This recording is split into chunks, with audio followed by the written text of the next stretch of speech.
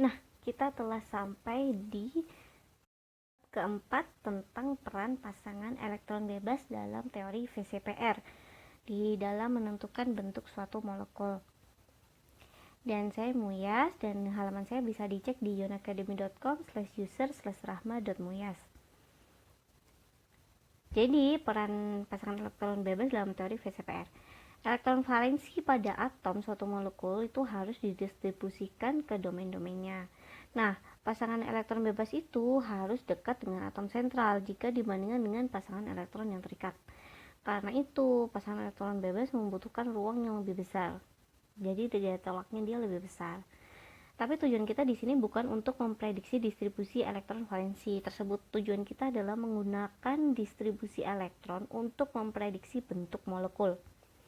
Oke, jadi awalnya keduanya sama, tapi karena ada pasangan elektron bebas, dia mempengaruhi sudut dari tiap ikatannya. Nah, ini contohnya.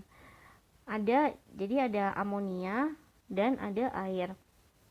Karena adanya pasangan elektron bebas, dia menyebabkan bentuk amonia itu berbentuk trigonal piramidal dengan nitrogen di atas piramidnya, dan air berbentuk angular atau bengkok atau V-shape sesuai dengan prediksi teori VCPR. Nah, elektron valensi terdistribusi di pojok-pojok tetrahedronnya dalam amonia ini.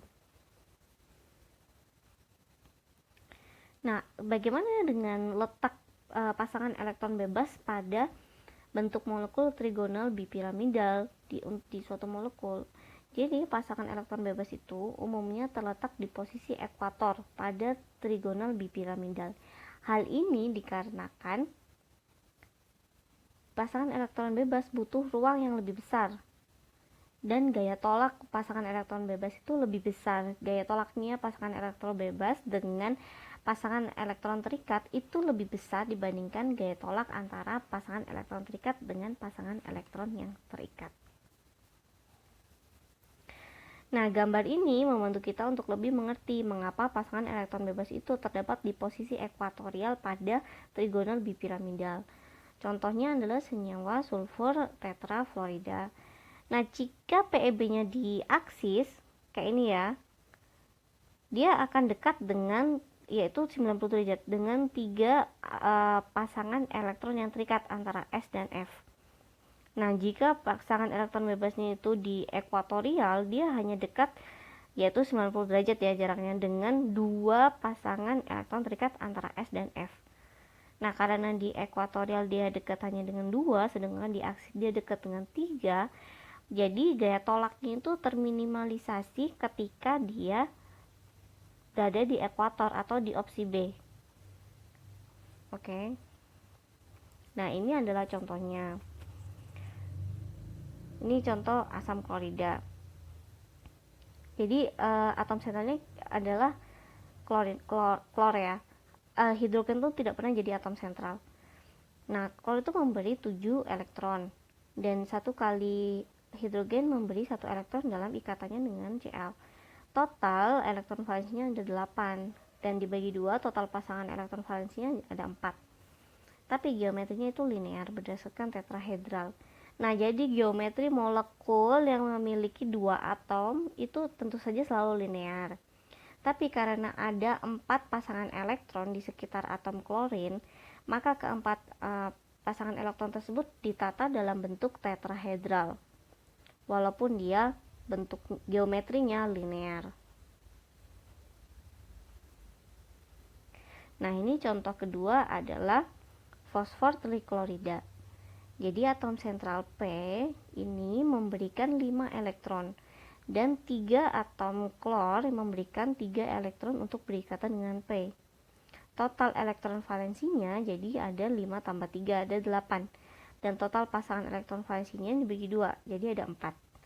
Geometrinya jadinya adalah trigonal piramidal berdasarkan tetrahedral.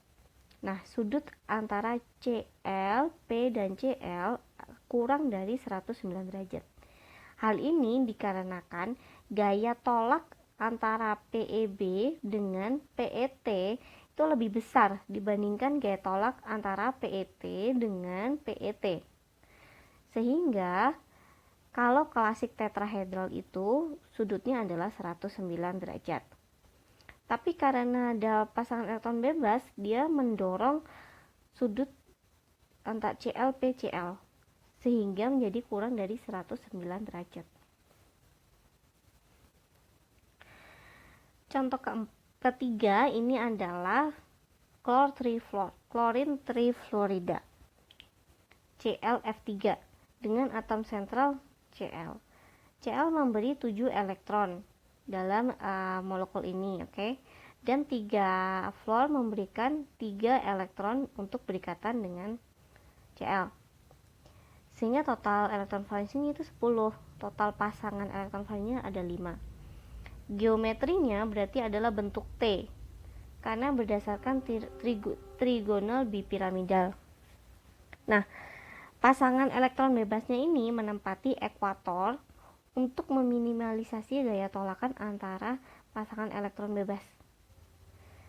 Nah, sudut FClF yang berada di ekuator itu kurang dari 90 derajat, dikarenakan ada pasangan elektron bebas. Nah, sedangkan sudut FClF di aksis ini kurang dari 180 derajat. Lagi-lagi karena ada pasangan elektron bebas. Jadi dia itu sebenarnya tidak sampai drastis merubah sudutnya. Hanya saja lumayan kentara. Jadi tetap harus diperhatikan keberadaan pasangan elektron bebas dalam suatu bentuk molekul. Contoh terakhir ini adalah xenon tetrafluorida. Atom sentralnya adalah xenon. Xenon memberikan 8 elektron dalam formula molekul ini. Dan ada 4 fluor yang masing-masing menyumbangkan 1 elektron. Sehingga ada 4 elektron. Total elektron valensinya adalah 12 dan total pasangan elektron valensinya jadi adalah 6.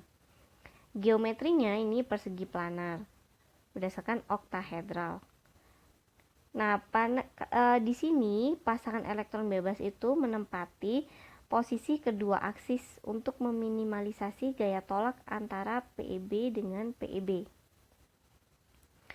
Sudut antara F, X, E dan F itu adalah 90 derajat dan 180 derajat. Gini ya, 90 derajat dan 180 derajat. Nah, sampai di sini saja kita mempelajari bagaimana peran pasangan elektron bebas dalam bentuk molekul jika kita menggunakan teori VCPR. Di bab selanjutnya kita akan langsung melihat lebih dalam lagi mengenai bagaimana bentuk molekul yang memiliki 3 domain elektron. Ini menggunakan struktur Lewis dan teori VCPR. Karena memang di bab sebelumnya dibahas tapi hanya sekilas saja. Nanti di bab selanjutnya dibahas lebih mendetail mengenai molekul yang memiliki 3 domain elektron.